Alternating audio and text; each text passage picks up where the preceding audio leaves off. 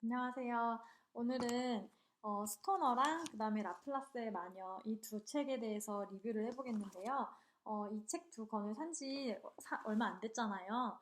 그만큼 되게 한 번 시작하면은 손에서 놓을 수 없을 만큼 잘 읽히고 저는 되게 재밌게 읽었던 두 소설이거든요. 스토너는 책 뒤에 보면은 작가 존 윌리엄스는 특별할 것이 없는 한 남자의 인생, 그러니까 스토너, 이 주인공의 인생을 진실하고 강렬하게 인간에 대한 연민을 품고서 펼쳐 보인다 라고 써 있어요. 근데 쭉 다 읽었을 때 제가 보면은 스토너의 인생은 뭐 어떤 사람이 보면은 뭐 크나큰 명성이나 뭐 엄청난 역사의 획을 긋지 않았으니까 성공하지 않았다고 볼 수도 있지만 그냥 가난한 농부의 집에서 태어나서 농사를 더 잘 짓기 위해 농대를 가려는 아빠의 권유에 따라서 갑자기 대학교를 다니다가 자신이 좋아하는 것이 무엇인지 깨달아가지고 그것이 문학인데 문학을 좋아한다는 것을 깨닫고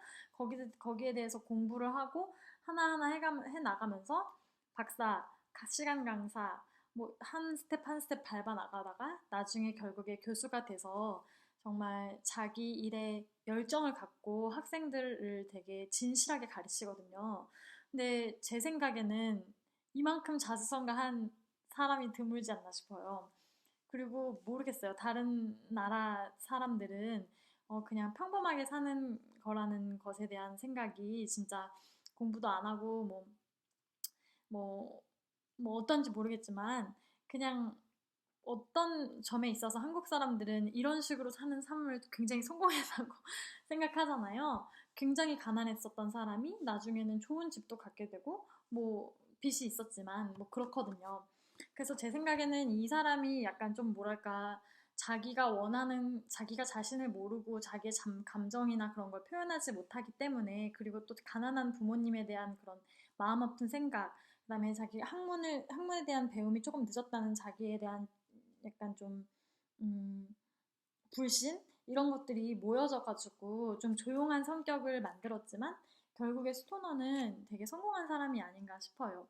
그리고 이 작품을 쭉 읽으면서 허구지만 뭐랄까 한 사람의 일생을 이렇게 책으로 담을 수 있고 그리고 남들이 보기에는 평범하다고 낙인 찍을 수 있지만 자신이 좋아하는 일을 찾아서 이렇게 뭐랄까 요즘 소설이랑 다르게 이렇게 막 반전이 있고 막 갑자기 어느 날 교수로 관두고 뭐 세계 여행을 한다던가 이런 스타일이 아니거든요. 그냥 조용하게 다음 스텝 인생의 다음 스텝을 밟아 나가는데 그런 인생도 정말 가치 있고 어 다른 사람의 가슴을 울릴 수 있다는 것을 보여준 되게 좋은 책이라고 생각합니다. 이 스토너가 자기 부인을 사랑해서 결혼을 했지만 결혼이 실패했다는 걸 딱, 한 달 만에 알게 되고, 그리고 진정한 사랑을 불륜으로 찾는데요. 하여튼 그 여자랑도, 음, 막 도망가거나 이럴 수 있잖아요. 그 소설에서 보면은. 근데 이 사람은 자기가 진짜 좋아하는 게 무엇인지 알고, 그거를, 자신의 일 때문에, 그리고 또 그 여자의 일도 중요한 것을 알기 때문에 서로 사랑을 이성적으로 포기하거든요. 그런 걸 봤을 때, 그래도 이 사람은 정말, 어, 자기가 진짜 좋아하는 일이 뭔지 알고 있고, 지금 하면서 즐겁고, 그리고 정말 사랑하는 사람마저도 이성적으로 포기할 만큼 그 일을 사랑했으니까 잘 산 인생이라고 생각합니다. 그러니까 뭐랄까, 이 소설은 되게 조용한 어조로 처음부터 끝까지 이루어져 있기 때문에 제 생각에는 좀, 어, 스토너 같은 인생에 대해서 생각해보게 하고, 그리고 나의 과거, 현재, 그리고 미래에 대해서 조금은 생각해보게 하는 영화예요. 그러니까 뭐랄까, 이렇게 딱 닫으면서 이렇게 그냥, 와, 재밌었다 이게 아니라, 아, 재밌었는데, 뭐, 여러 가지 느낌이 밀려오는 그런 거 있잖아요. 그러니까 뒤에 있는 이 말이 진짜 맞는 것 같아요. 슬픔과 고독을 견디며 오늘도 자신만의 길을 걷는 당신을 위한 이야기. 사는 모습은 달라도 우리는 누구나 스토너다. 저도 그런 생각을 했거든요. 그러면 이제 이 소설에서 좋았던 구절들을 좀 읽어볼게요. 저는 이 부분이 조금 와 닿았어요. 39페이지에 보면은 어, 여름이 끝나갈 무렵 가을 학기가 시작되기 직전에 그는 부모를 만나러 갔다. 여름 농사를 도울 생각이었지만 막상 가보니 아버지가 고용한 흑인 일꾼이 조용하면서도 무서울 정도로 열심히 일을 하면서 윌리엄과 아버지 두 사람의 몫을 혼자서 해내고 있었다. 부모는 그를 보고 반가워했다. 그가 학교에 남겠다는 결정을 내린 것에 분개하는 기색은 없었다. 하지만 윌리엄은 부모에게 아무 할 말이 없음을 깨달았다. 그와 그의 부모는 벌써 낯선 타인들처럼 변해가고 있었다. 그는 이런 상실감 때문에 사랑이 더 커졌음을 느꼈다. 그는 예정보다 일주일 일찍 콜롬비아로 돌아왔다. 이게 정말 현실적인 문장인 것 같아요. 문단인 것 같아요. 그 뭐랄까, 집안에서 어떤 일이 이루어져 있는지 별 연락을 잘 안 하는 그런 집에서는 사실 잘 모르잖아요.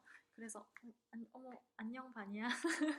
그래서 그 흑인을 고용한지도 잘 모르고 있어. 잠시만요. 나 바니를 잠시 저기 바니 집에다 넣었어요. 그리고 어 흑인 일꾼이 있다는 걸 모를 수도 있잖아요. 그러니까 몰라서 놀래고 그 다음에 이제 윌리엄은 부모에게 윌리엄이 학교에 남겠다는 결정을 되게 갑자기 말을 하거든요. 그래도 부모님은 어떻게 할 수가 없는 거예요. 자식 이기는 부모 없다는 말 있잖아요. 아무리 놀라게 해도 거기에 대한 분개하는 기색도 없었고, 그리고 그와 그의 부모는 벌써 낯선 타인들처럼 변해가고 있었다.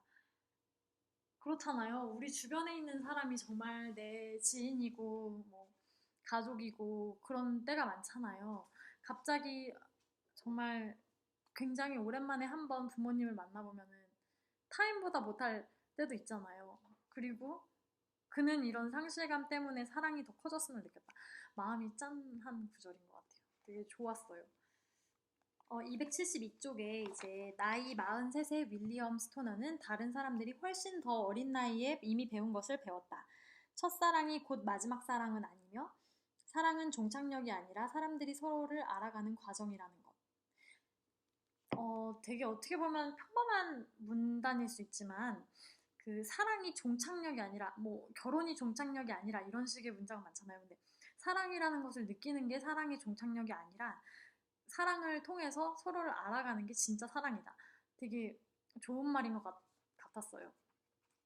그리고 이제 마지막 즈음에 이제 윌리엄 스토너가 죽어가면서 넌 무엇을 기대했나? 그는 자신에게 물었다. 넌 무엇을 기대했나? 그는 생각했다. 넌 무엇을 기대했나? 그는 다시 생각했다. 이렇게 넌 무엇을 기대했나? 라고 계속 읊조리면서 자기 자신의 인생에 대해서 어떤 것을 기대했나? 이렇게 결말이 나는 거 아니면 어떤 것을 기대했나? 이렇게 혼자 생각하는 구절들이 나오는데 그 부분을 읽으면서 나는 내 인생에서 지금 뭘 기대하고 있지? 내가 진짜 목표로 하는 건 뭐고, 내가 기대하는 건 뭐기 때문에 내가 오늘 이렇게 지내고 있지? 라는 것들을 생각하게 하더라고요. 되게 저는 좀 좋았던 챕터가 아닌가 싶어요. 거의 마지막 챕터가. 395쪽에 이 작가 자신은 윌리엄 스토너가 하지만 내가 보기에 그의 삶은 아주 훌륭한 것이었습니다. 그가 대부분의 사람들보다 나은 삶을 살았던 것은 분명합니다. 자신이 하고 싶은 일을 하면서 그 일에 어느 정도 애정을 갖고 있었고 그 일에 의미가 있다는 것도 생각했으니까요. 라고 말을 하는데 이게 되게 중요한 일의 세 조건인 것 같거든요. 제 생각에는 자신이 하고 싶은 일을 하는 것, 일에 대한 어느 정도 애정을 갖고 있는 것, 일을 하면서도 자신이 좋아하는 일에 대한 애정이 식을 때가 많잖아요. 그리고 애정을 갖고 있고 그리고 그 일이 의미가 있다는 생각, 그 하는 도중에도 이 일은 의미가 있다는 걸 깨닫는 거라는 거는 정말 이 세 조건은 자기가 하는 일이 정말 완벽하다는 조건인 것 같고 스토너는 그런 의미에서 되게 자기 자신에게 잘 맞는 좋은 일을 찾은 것 같습니다. 이 책을 읽으면 되게 조용한 어조로 적혀 있기 때문에 뭐랄까 막 반전이 있고 한 장 넘기고 싶고 이런 건 아니지만 뭔가 이 윌리엄 스토너한테 되게 감정이입이 되면서 한 장 한 장 넘길 때마다 되게 우울하기도 하고 슬프기도 하고 막 그런 감정들이 느껴지거든요. 저는 되게 추천해요. 히가시노 게이고 작가 데뷔 30주년 기념작이래요. 근데 30주년인데 81권인가 80권인가를 썼다는 거예요, 이미. 그리고 다 그러면 계산을 해보면은 1년에 2.7권 정도 3권? 3권 좀 안 되게 작품을 내는 거거든요. 완전 다작하는 작가인데 제가 이제서야 읽어본 게 되게 안타까워요. 그리고 좀 정말 왜 여태까지 안 읽어봤지라는 생각을 하게 하는 소설이었어요. 이 라플라스의 마녀는 저는 이 첫 번째 표지도 되게 좋다고 생각했거든요. 근데 저는 읽을 때 원래 이런 것들을 이렇게 다 빼고 읽어요. 그리고 이런 거는 이렇게 뭐라 그러지? 이 책갈피로 이용을 하는데 이 안에가 더 예뻐요. 보시면 이렇게 막 수학 공식 같은 게 써 있고 이 크리스탈이 이렇게 그려 있고 앞에는 아무것도 없거든요. 뒤에는 되게 중요한 문장이 적어 있고 저는 되게 좋더라고요. 이 안에 있는 이 디자인이 어떤 때는 보면 이 안에는 그냥 이렇게 하얀색으로 돼 있고 제목만 써 있을 때도 있잖아요. 되게 신경을 쓴 것 같아요. 이번 소설에는 나비의 스토르코 방정식이랑 라플라스 이론 그리고 물리학의 수학적인 난제 이런 것들을 이용해서 이제 중간중간에 소재가 쓰이고 그다음에 이제 황화수소를 이용한 범죄 있잖아요. 황화수소가 그 유황 온천 같은 데 가면 그 달걀 썩은 냄새 있잖아요. 그게 황화수소 향이래요. 그런 걸 이용한 이제 살인 사건과 그리고 약간 SF적 요소, 그다음에 좀 더 인간 임상 실험 이런 여러 가지 정말 끌리는 그런 단어만 봐도 끌리는 미스테리적 요소를 가지고 소설을 구성을 했는데 저는 다 읽고 알았는데 정말 이 챕터가 막 예상이 되는 것 같으면서도 한 장 한 장을 넘기게 하는 그런 매력이 있어요. 근데 원래 이 작가가 그런 식으로 미스터리 소설을 쓰신대요. 뭐 이거 다 알 것 같지만 다음 장에 넘기면 또 넘기게 하고 이런 매력이 있는 스토리 짜임새 구성을 진짜 잘하는 작가라고 하더라고요.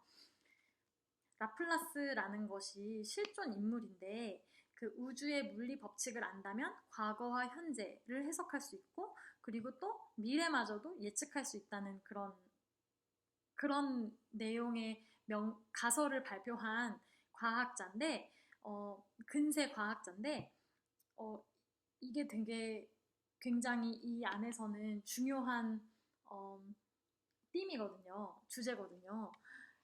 이 인물들이 정말 하나하나 나오는 인물들 모두가 되게 매력적이고 그 인물들이 엮어져 있는 관계가 억지스럽지 않고 되게